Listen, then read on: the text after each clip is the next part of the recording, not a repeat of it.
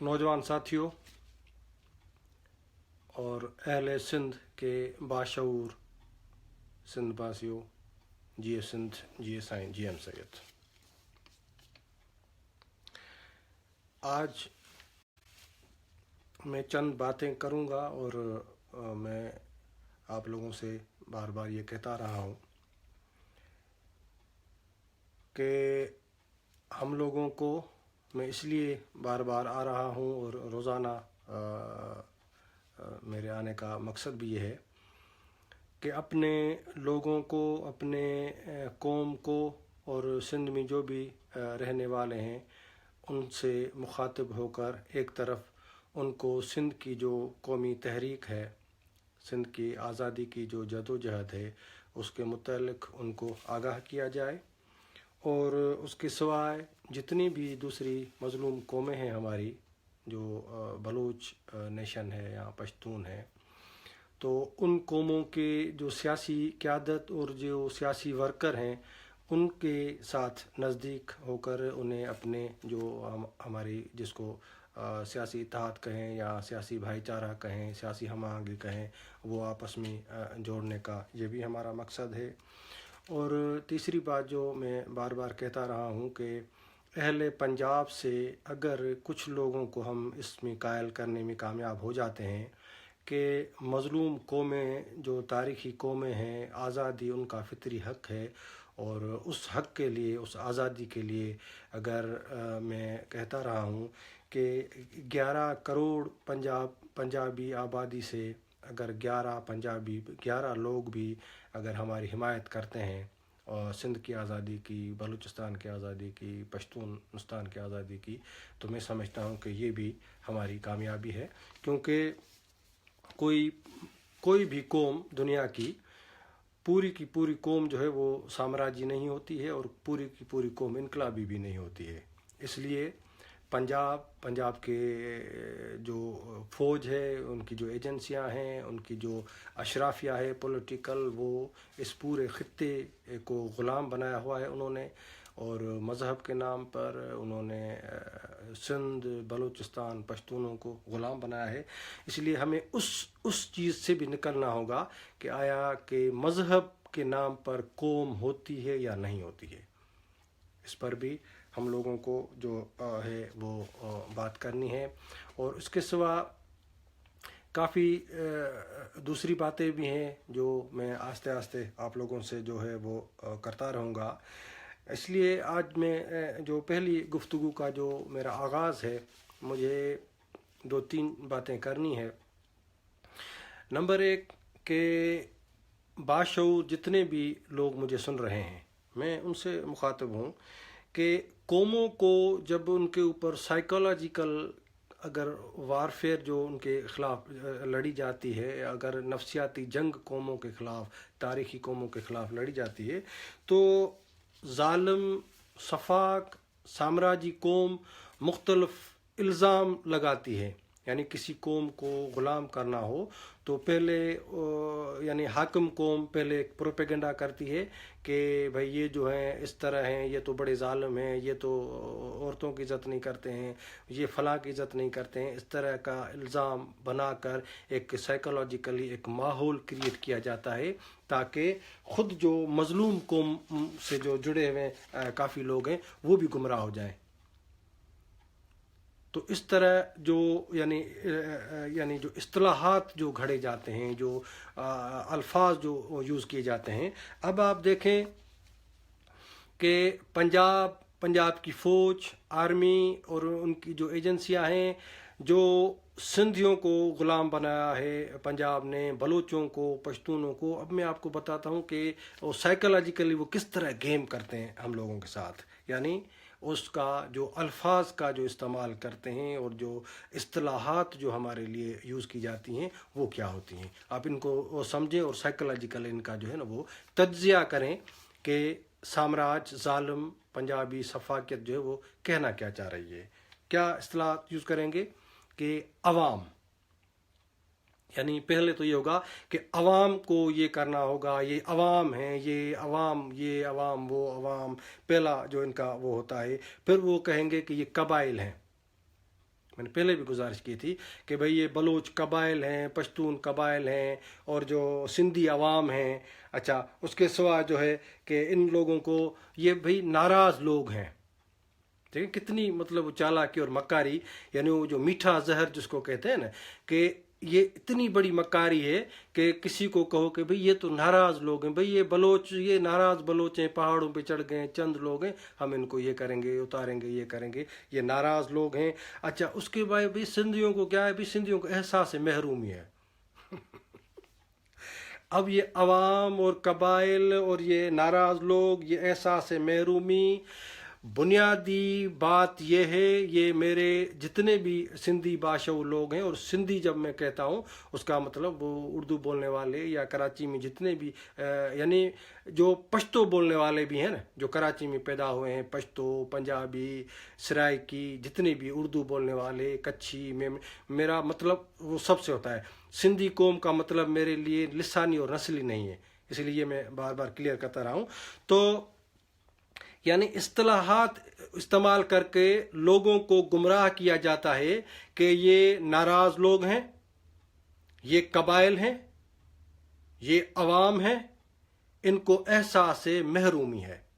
لیکن بنیادی چیز، اور یہ جو جتنے بھی انٹلیکچوئل اور دانشور ہیں، ریاست کے دلال دانشوروں کو میں بالکل آج کلیئر کہتا ہوں، اور جتنے بھی قومی تحریکوں کے کارکن ہیں، سندھی، بلوچ، پشتون، سب کو کہتا ہوں کہ ہم تاریخی قومیں ہیں. کوئی عوام، کوئی ناراض، کوئی قبائلی، کوئی احساس محرومی ہمیں نہیں ہے. ہم تاریخی قوم ہیں، سندھی ہوں، بلوچ ہوں، پشتون ہوں، ہم تاریخی قوم ہیں، یہ یاد رکھو. اور تم نے ہمیں غلام بنایا ہے. یہ کوئی احساس کمتری، احساس محرومی کی بات نہیں ہے.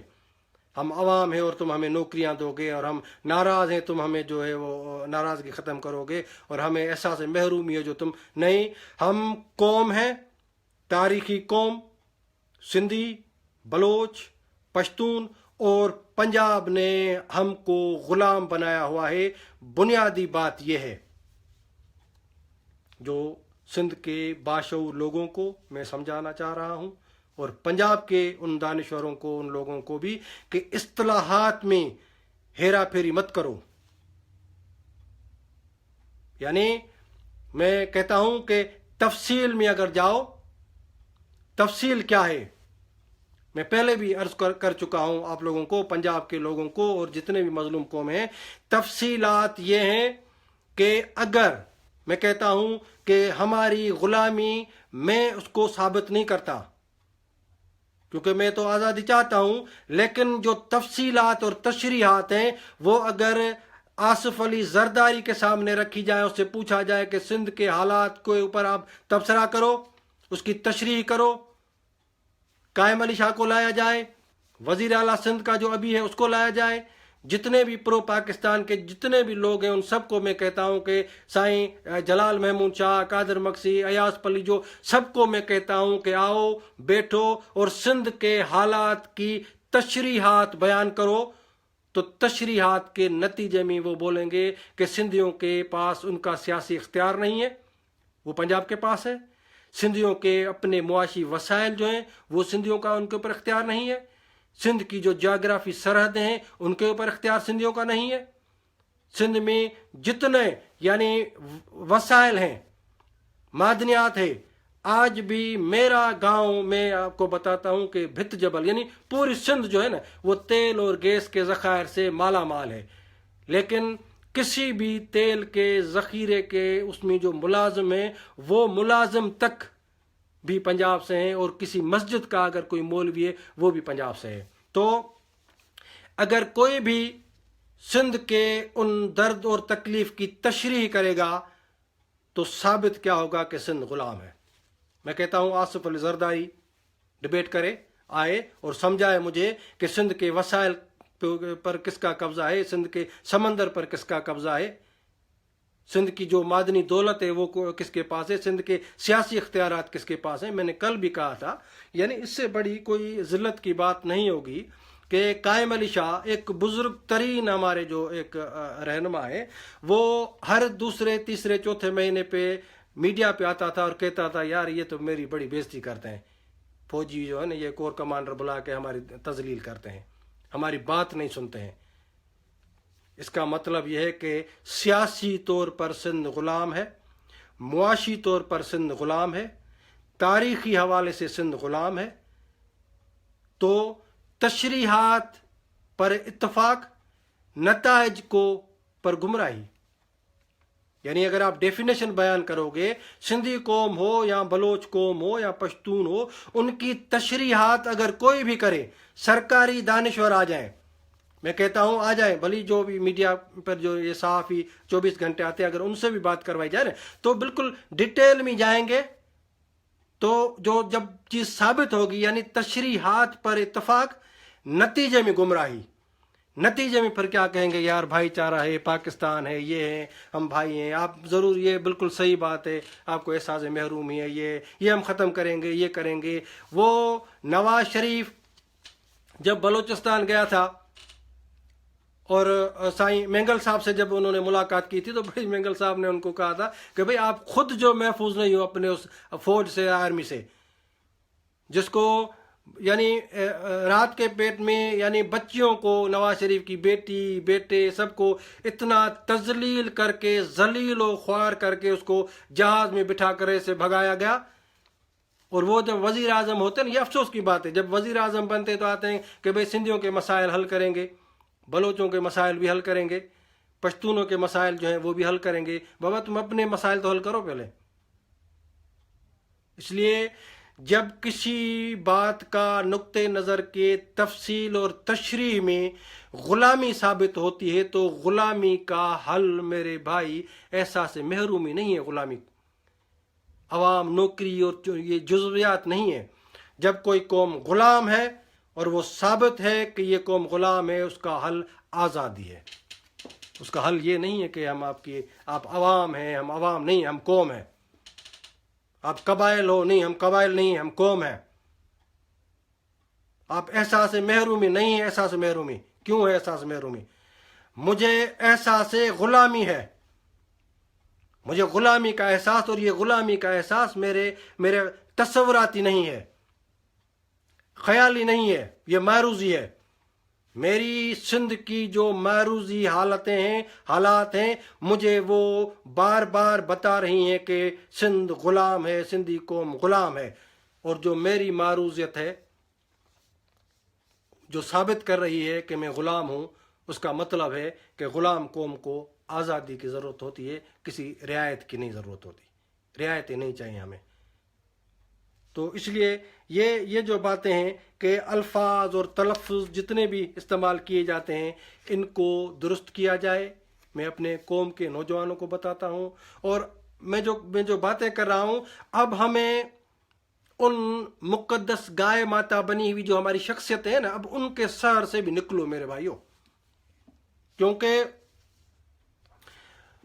غلامی کی لت لگی ہوئی ہے، غلامی کی عادت پڑ چکی ہے ہمارے ان طبقات کو، ان لوگوں کو جو گزشتہ 70 سالوں سے الیکشن میں بار بار جا رہے ہیں، اور جو سمجھتے ہیں، میں معذرت کے ساتھ کہتا ہوں کہ پشتون لیڈر ولی خان نے کہا کہ بھائی پنجاب جو ہے وہ شیر ہے، وہ شکار کرتا ہے، جو بچاتا ہے ہم پشتون وہ کھاتے ہیں۔ یہ تم اپنے آنے والی نسلوں کو سکھا رہے ہو کہ تمہیں قوم کی غلامی اس لیے قبول ہے کہ پنجاب جو کھا کے ہڈی پھینکے گا وہ تم کھاؤ گے۔ کوئی بھی ہو، سندھ کے وڈیرے، بلوچستان کے سردار، پشتون خان، یہ سارے نام نہاد لوگ، ان کو غلامی کی عادت پڑ چکی ہے، لت لگی ہوئی ہے، اسی لیے یہ نفسیاتی طور پر انہوں نے سرنڈر کر دیا ہے پنجاب کے آگے۔ میں معذرت کے ساتھ کہتا ہوں، پشتون ہو، بلوچ ہو، سندھی ہو، زبان بولنے سے ہم سندھی پشتون بلوچ نہیں ہیں۔ ہم اپنے تاریخی قومی مفادات کا تحفظ کر پاتے ہیں یا نہیں؟ اپنے پاکستان کی ریاست، یہ ایک مفروضہ ہے، مفروضے کو معروضیت پر اگر ترجیح دیتے ہو تو تم نفسیاتی غلام ہو، کوئی بھی لیڈر ہو، کوئی بھی طبقہ ہو۔ اسی لیے میں یہ نوجوانوں کو کہتا ہوں، آج کے نوجوانوں کو کہتا ہوں کہ میرے بھائیوں، اپنے بزرگوں کو، اپنے بڑوں کو، ان سیاستدانوں کو جنہوں نے ہیلے بہانے کر کے پاکستان کے فریم ورک میں یعنی ہم لوگوں کو پھنسانے کی کوشش کی، وہ چاہے کوئی بھی ہو، میں کھل کے بات کرتا ہوں، ذوالفقار علی بھٹو، اس کا 73 کا آئین، بے نظیر بھٹو، پیر پاگارا، اور جتنے بھی آج کل جتنے مڈل کلاس کے قوم پرست، نام نہاد قوم پرست، یعنی قوم پرستی کی جن کو تشریح اور جن کو مقصد کا پتہ نہیں ہے۔ قوم پرستی قومی وسائل کے تحفظ کا نام ہے، میں نے کل بھی کہا تھا۔ قومی سیاست جو ہے اس کو اپنے ہاتھ میں لینے کا نام ہے۔ تاریخی وطن جو ہے اس کی جاگرافی کی آزادی کا نام قوم پرستی ہے۔ یہ کسی کے پاس ایسا پروگرام ہے؟ جو بھی قوم پرستی کی دعویٰ کرتا ہے، کیا یہ قوم پرستی ہے کہ آپ ایک سیٹ کے پیچھے، ایک اسمبلی کے صوبائی اور قومی اسمبلی کے سیٹ کے پیچھے اپنے آپ کو گھسیٹ رہے ہو؟ اس لیے جو ادنا اختیارات ہیں، ادنا مفادات ہیں، جزوی سہولیات ہیں، ان کو اپنے کل پر اور قومی اجتماعی قومی مفادات پر ترجیح مت دو۔ شخصی مفادات، ادنا مفادات، جزوی مفادات، ذاتی سہولتیں، عیاشیاں، ان کو اگر تم اپنے قومی مفادات اور وطن کے تاریخی مفادات پر ترجیح دے رہے ہو تو پھر میں صرف 2 باتیں کہوں گا، چھوٹی سی 2 باتیں ہیں لیکن ہو سکتا ہے ان کا مطلب وسیع ہو، کہ بے شعور اور بے ضمیر جو ہوتے ہیں ان کو قومی غلامی اور ذلت کا احساس نہیں ہوتا ہے۔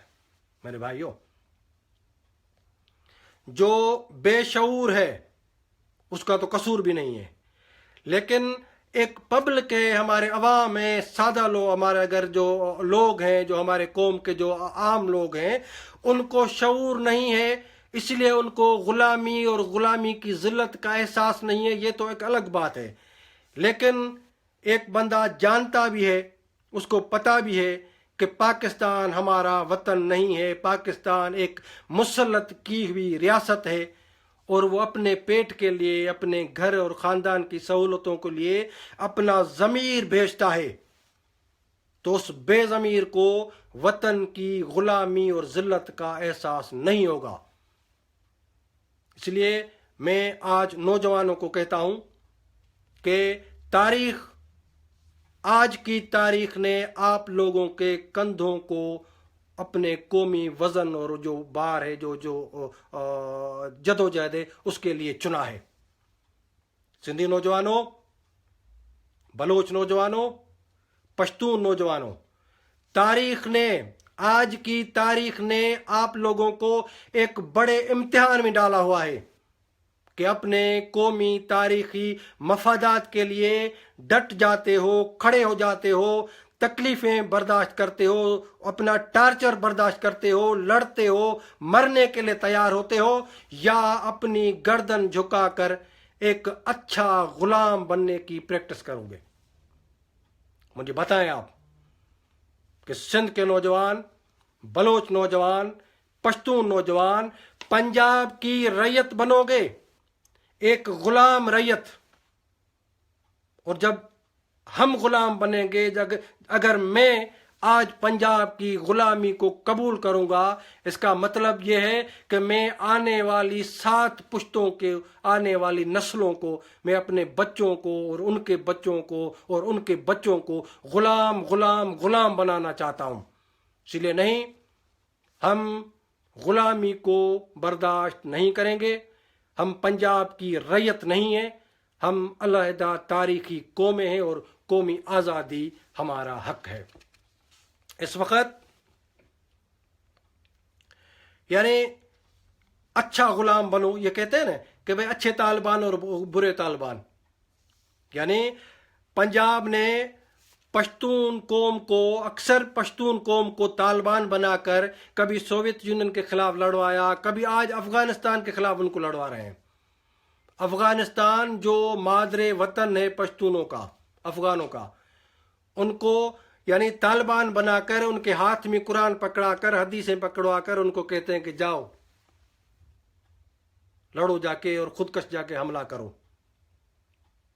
یہ سب سے بڑی تاریخی یعنی بد نصیبی ہے ہماری کہ جب کوئی پشتون، بھلی وہ طالبان ہو یا کوئی بھی ہو، علماء ہو، پکا مسلمان، 5 وقت نماز پڑھنے والا، وہی قرآن اس کو آتا ہو، وہی سب کچھ حدیثیں بھی اس کو یاد ہو، جب وہ پشتون، مسلمان پشتون، قرآن پڑھا ہوا حافظ قرآن پشتون، جب اس کو یہ احساس ہوتا ہے کہ پنجابی مجھے مذہب کے نام میں اپنی ہی قوم اور وطن کے خلاف استعمال کر رہے ہیں، اور جب وہ اپنی آنکھیں کھولتا ہے کہ آج کے بعد میں پشتون ہو کر اپنی پشتون قوم کے خلاف استعمال نہیں ہوگا، تو پنجابی کہتے ہیں یہ برے طالبان ہیں۔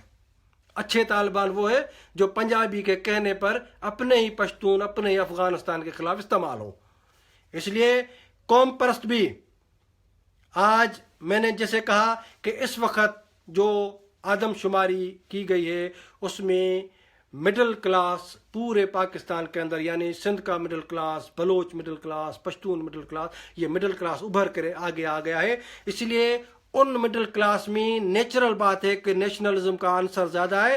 اب اچھے قوم پرست اور برے قوم پرست، پنجاب نے یہ اصطلاح جسے اچھے طالبان اور برے طالبان کہا تھا کہ اچھا قوم پرست پنجاب کے نظر میں، فوج کے نظر میں، ISI کے نظر میں وہ ہے جو پاکستان کے فریم ورک کی بات کرتا ہے۔ معذرت کے ساتھ، یعنی جو پاکستان بنیادی طور پر کیا ہے؟ پاکستان ایک جبری الحاق، پاکستان ایک جبری قبضہ، پاکستان پنجابی توسیع پسندی کا نام، پاکستان جو گریٹر پنجاب ہے۔ اگر کوئی سندھی قوم پرست پاکستان کی بات کرتا ہے، پاکستان کے فریم ورک کی بات کرتا ہے، پاکستان کے پارلیمنٹ کی بات کرتا ہے، اگر کوئی بلوچ وہی بات دہراتا ہے، اگر کوئی پشتون وہی بات دہراتا ہے، تو کہتے ہیں یہ اچھے قوم پرست ہیں۔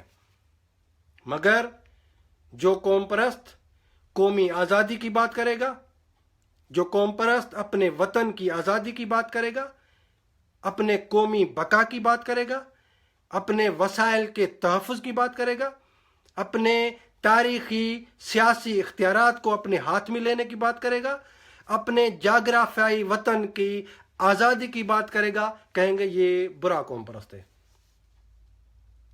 تو بھائی، جو کل طالبان جو قرآن پڑھے وہی قرآن پڑھنے والا اگر پنجاب کی غلامی اور پنجاب کی سازشوں کو، پنجاب کی مکاری اور سازش کو سمجھ کر یہ کہتا ہے کہ میں ٹھیک ہے دیندار ہوں لیکن میں پشتون ہوں، پشتون قوم ہوں، میں اپنی قوم کے خلاف اب استعمال نہیں ہوں گا، تو کہتے ہیں تم تو بڑے برے جو ہے پشتون ہو، طالبان ہو۔ باتیں میں جو کہہ رہا ہوں نوجوانوں کو کہ پنجاب نے یعنی محاصرہ کر رکھا ہے، چاروں طرف سے گھیرا ہوا ہے پنجاب نے سندھ کو، بلوچستان کو، پشتونوں کو، نفسیاتی طور پر، کبھی مذہب کو انہوں نے بڑا ہتھیار بنا کر ہمارے خلاف یوز کیا ہے، بڑی مصیبت بنا کر ہمارے اوپر انہوں نے پیش کیا ہے۔ لیکن میں باشعور لوگوں کو، نوجوانوں کو کہتا ہوں کہ جب کل بنگال کی آزادی کی بات ہوئی تھی اور بنگالیوں نے پنجاب کے خلاف جدوجہد کی بات کی، اس وقت کا تضاد یہ تھا کہ بنگالیوں نے مطالبہ کیا تھا کہ ہماری زبان بنگلہ زبان ہماری قومی زبان ہونی چاہیے، اور بنگال کے جو سنی کے جو کاروبار تھا، اس کاروبار کو جو لوٹ کر جو لاہور اور اسلام آباد کے اوپر خرچ کر کے اس کو جو بنایا جا رہا تھا، بنگالیوں نے اس بات پر اعتراض کیا اور جنگ اسی پر ہوئی تھی۔ اس وقت پنجابیوں نے مذہب کو ہتھیار کے طور پر استعمال نہیں کیا، ایز اے نفسیاتی طور پر، لیکن جب جنگ چل پڑی تو الشمس اور البدر کے دہشت گرد، مذہبی دہشت گرد انہوں نے بنائے۔ لیکن بنیادی بات کیا تھی؟ بنیادی بات یہ تھی کہ بنگالی اپنے زبان اور اپنے وسائل کا تحفظ چاہتے تھے، اور کہتے ہیں کہ کوئی بنگالی وزیر اس ٹائم پر اس کو لاہور اور اسلام آباد میں گھمایا گیا تو کسی نے اس سے سوال کیا صحافی نے کہ بھائی آپ کیا دیکھ رہے ہو؟ اس نے سمجھا یہ بڑی ترقی ہے اور بولے گا یار یہ تو بڑی خوشحالی ترقی ہے. تو اس بنگالی محب وطن، اس کو میں سلام پیش کرتا ہوں، مجھے ابھی نام یاد نہیں ہے، اس بنگالی نے کہا کہ یہ جو تمہاری سڑکیں ہیں مجھے ان سے بنگال کی جو سنی جو ہے نا اس کی خوشبو آ رہی ہے. یعنی ہمارے وطن کے وسائل کو تم اپنی سڑکوں پہ استعمال کر رہے ہو، مجھے وہ خوشبو آ رہی ہے.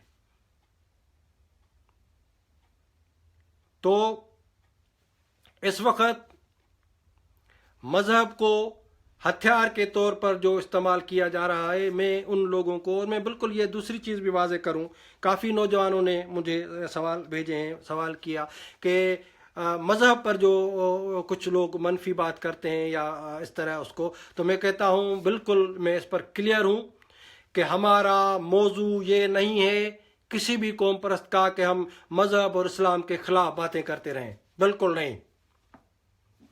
جب مذہب پہ، اور مذہب کا مطلب اسلام نہیں ہے، مذہب جتنے بھی مذاہب ہیں، ہندو مت ہو، اسلام ہو، کرسچینٹی ہو، یا جتنے بھی بدھ مت ہو، جتنے بھی مذاہب ہیں، مذہب کا اور سائنس کا یہ ایک الگ بحث ہے کہ مذہب کیا ہے، سائنس کیا ہے، لاجک اور دلیل کیا ہے، یہ ایک الگ بحث ہے. لیکن جب آج ہم بات کر رہے ہیں، ہمارا موضوع یہ نہیں ہے کہ ہم مذہب کو برا بھلا کہیں، کیونکہ اگر کوئی نوجوان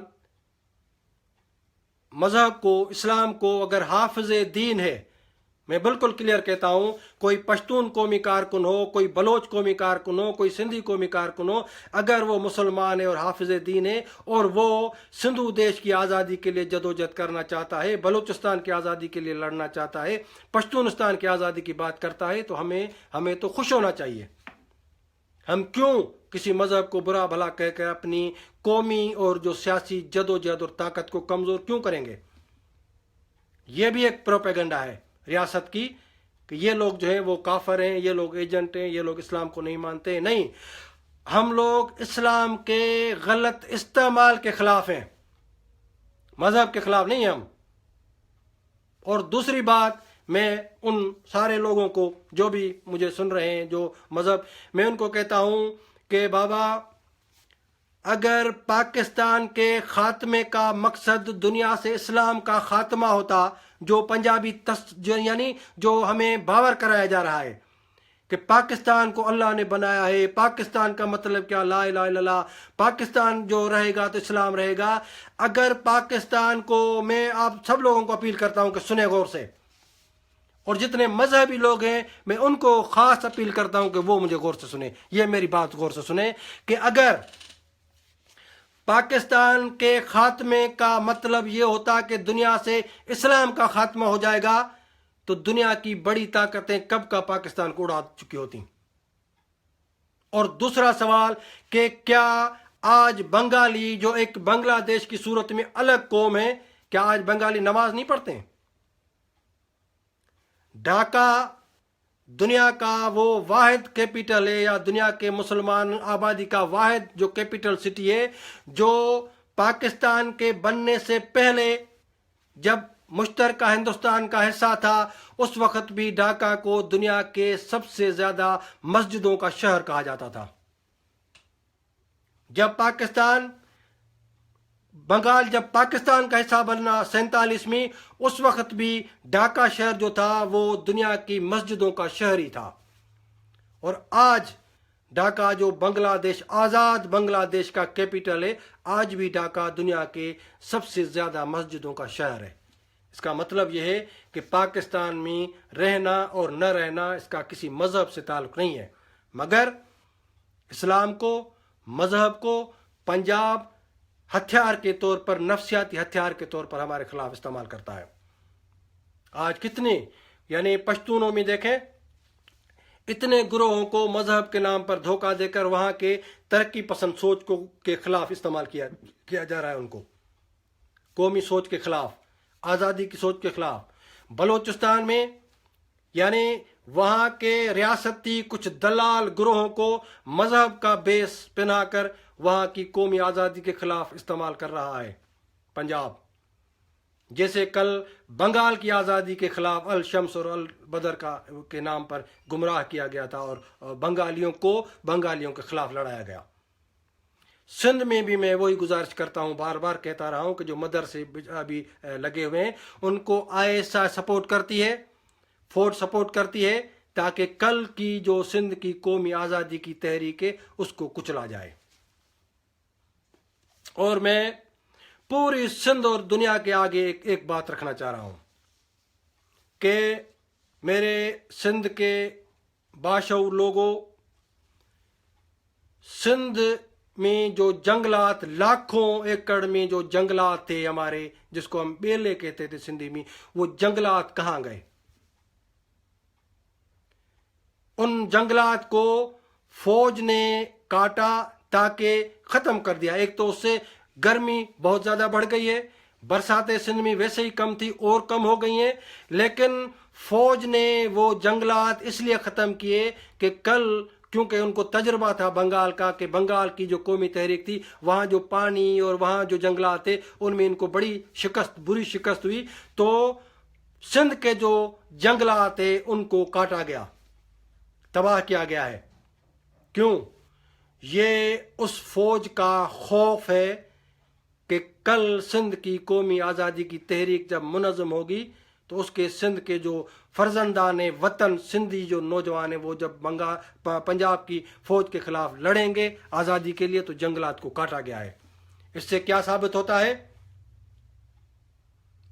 میں اہل پنجاب سے پوچھتا ہوں کہ یہ نفسیاتی طور پر سندھ کے جنگلات کو کاٹ کر اپنے اسٹریٹجیکل مفادات کے لیے تم نے یہ ثابت کر دیا ہے کہ سندھ پاکستان نہیں ہے.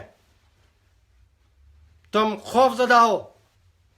سندھ کی قومی آزادی کی تحریک سے، جدوجہد سے، مزاحمت سے تم خوف زدہ ہو.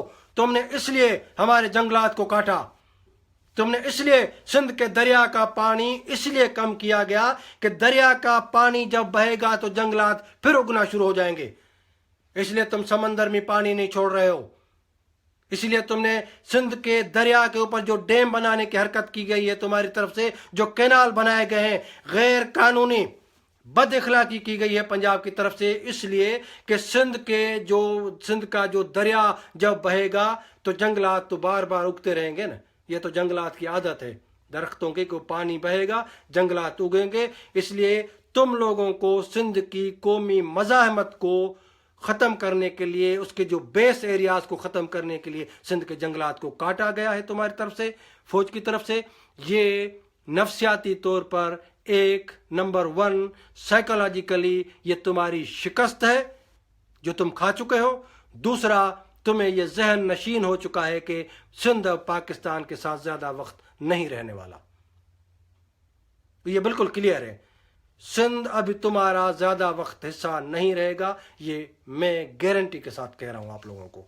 اس لیے آج نفسیاتی جو جنگ اور نفسیاتی جو حربے ہمارے خلاف جو استعمال کیے جا رہے ہیں، میں سمجھتا ہوں کہ باشعور نوجوانوں کو میں بار بار اپیل کرتا ہوں کہ آؤ اپنے قومی تحریک کو منظم اور متحد کرو.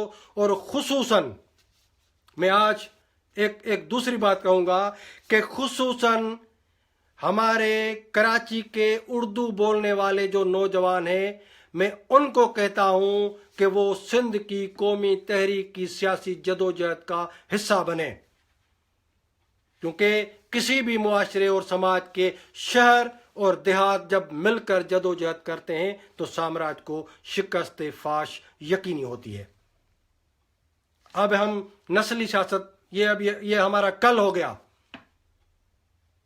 اب ہم نسل پرست نہیں ہیں، لسانیت پسند نہیں ہیں. چھوٹی چھوٹی جزویات پر ہمارے اختلافات ہمارے اندر پیدا کیے گئے تھے. میں کہتا ہوں کہ سندھ کی قومی تحریک کی سیاسی قیادت کراچی کو کرنی ہے، کراچی کے نوجوانوں کو کرنی ہے.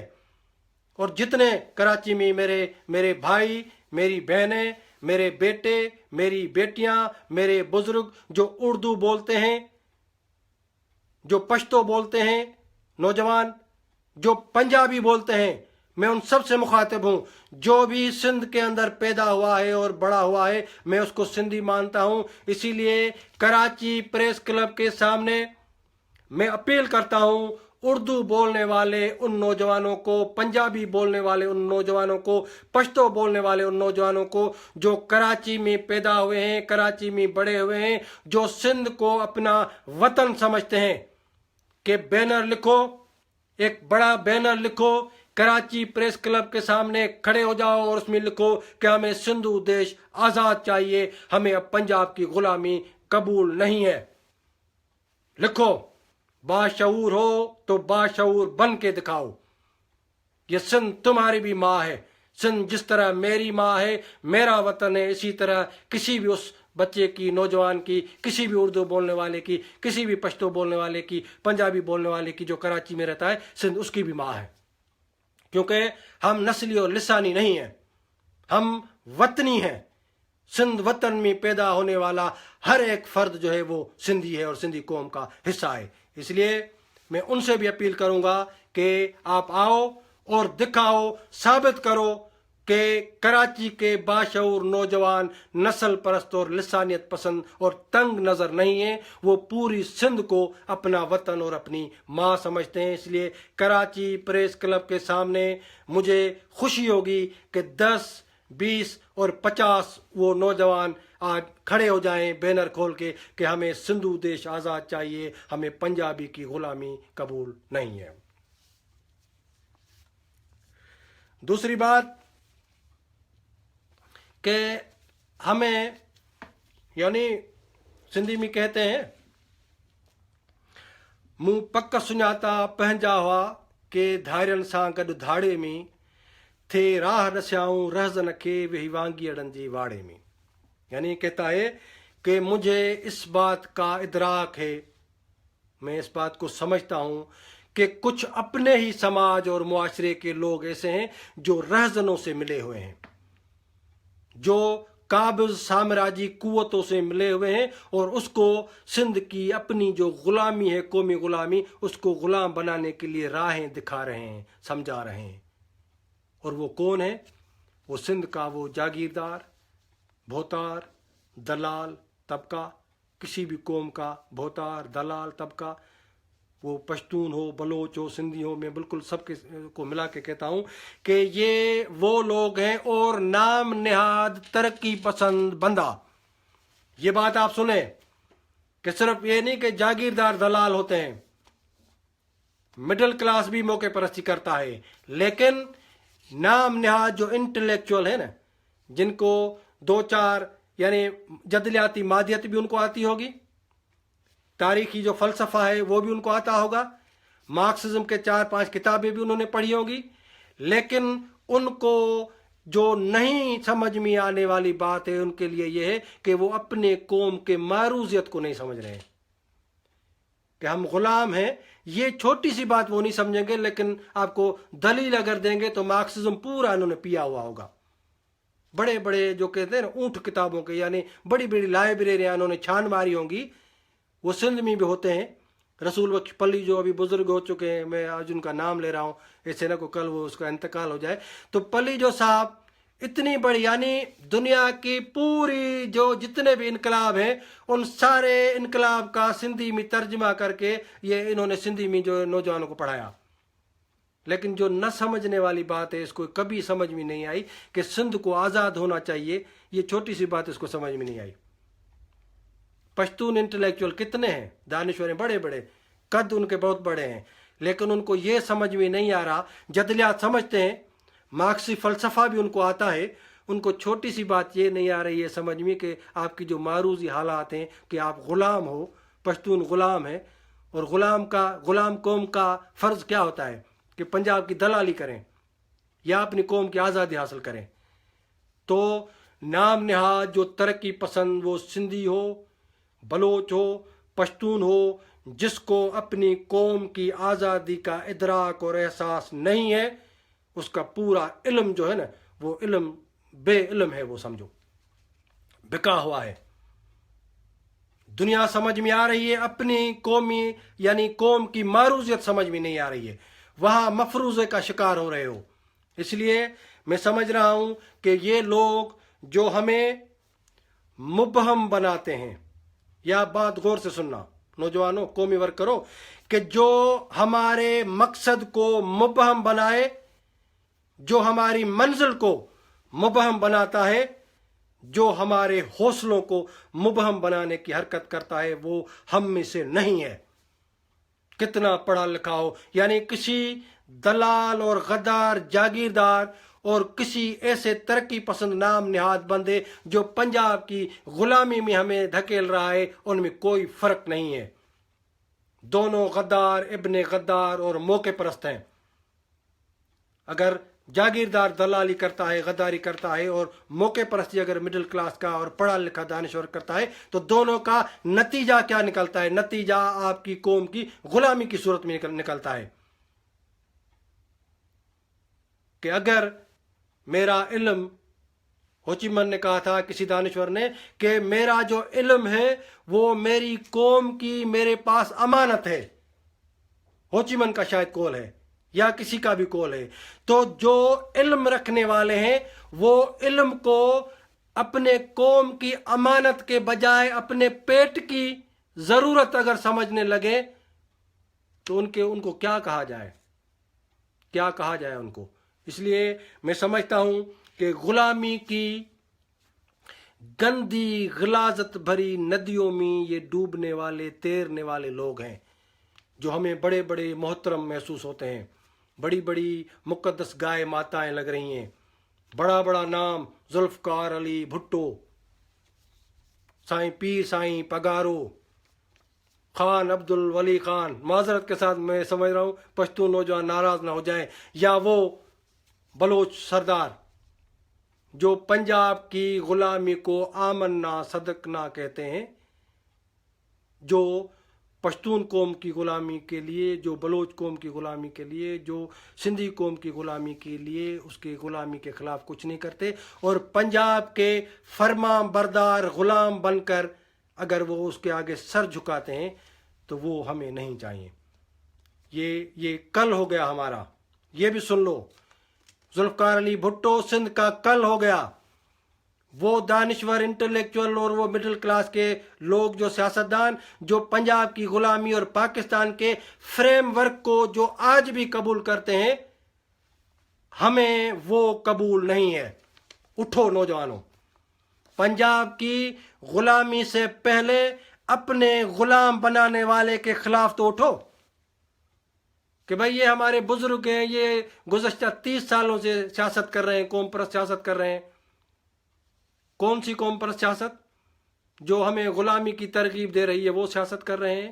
ان سے جب بغاوت نہیں کرو گے، اپنے اندر میں بیٹھے ہوئے اس خوف کو ختم کرو، جہالت کو ختم کرو، تنگ نظری کو ختم کرو، اور قومی مفادات کو گلے لگاؤ، تب جا کے ہم پنجاب کے خلاف اپنی قومی آزادی کی جو جدوجہد ہے وہ کر پائیں گے۔ اس لیے میں پھر دوسری بات جو وہ کہنا چاہ رہا ہوں کہ اس وقت مجھے نوجوانوں نے بتایا کہ سندھ کے اندر، جب سندھ کہتا ہوں لگ بھگ پشتونوں میں وہی حالت ہوگی، بلوچوں میں بھی وہی حالت ہوگی، کہ سندھ کے ہر چھوٹے بڑے گاؤں میں ISI نے کچھ نوجوانوں کو 8,000 سے 10,000 کی تنخواہ اور کارڈ بنا کے دیا ہے کہ آپ جتنے بھی نیشنلسٹ جو آزادی پسند لوگ ہیں ان کے اوپر نظر رکھو۔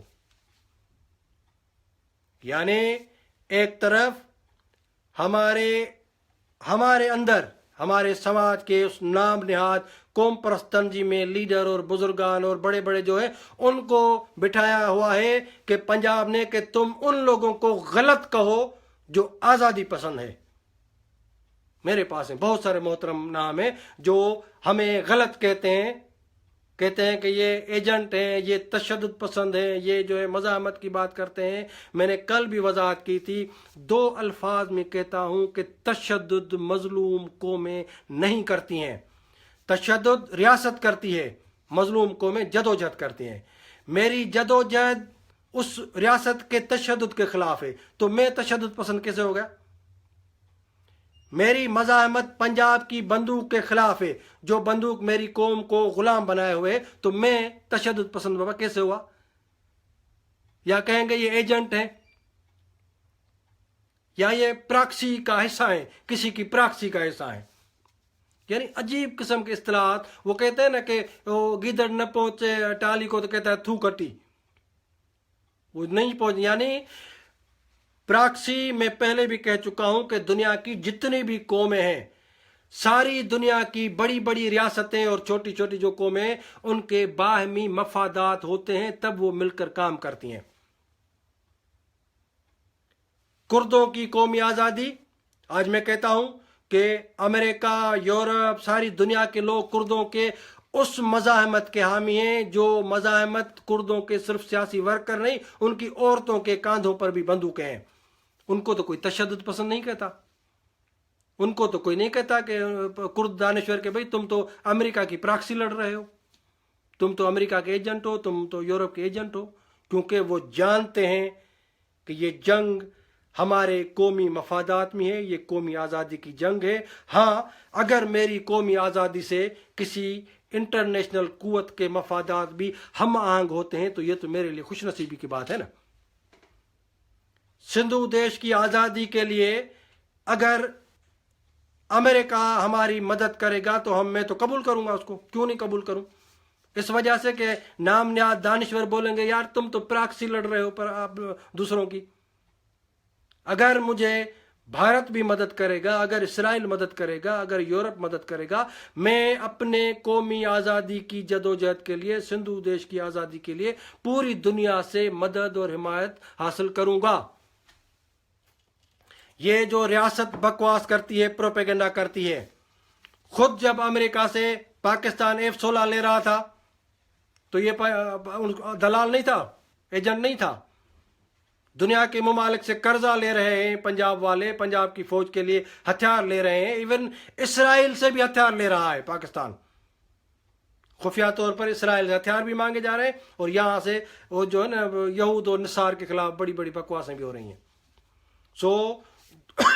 دنیا کی کوئی بھی قوم اگر ہماری مدد کرے گی ہم اس کی مدد لیں گے. یہ باہمی مفادات ہیں. سی پیک ایک طرفہ قبضہ ہے چائنا کا اس پورے جو سمندر ہیں یا جتنے بھی روٹ ہیں جو اکنامیکل روٹس پر قبضہ ہے. یہ امریکہ کے مفادات کے خلاف ہے، اور یہ جاپان بھی اس کو اپنے مفادات کے خلاف سمجھ رہا ہے. اب جاپان اور امریکہ مل کر اگر حکمت عملی بناتے ہیں، امریکہ اور انڈیا اگر مل کر کچھ کرتے ہیں تو کیا یہ ایک دوسرے کی پراکسی کا لڑ رہے ہیں؟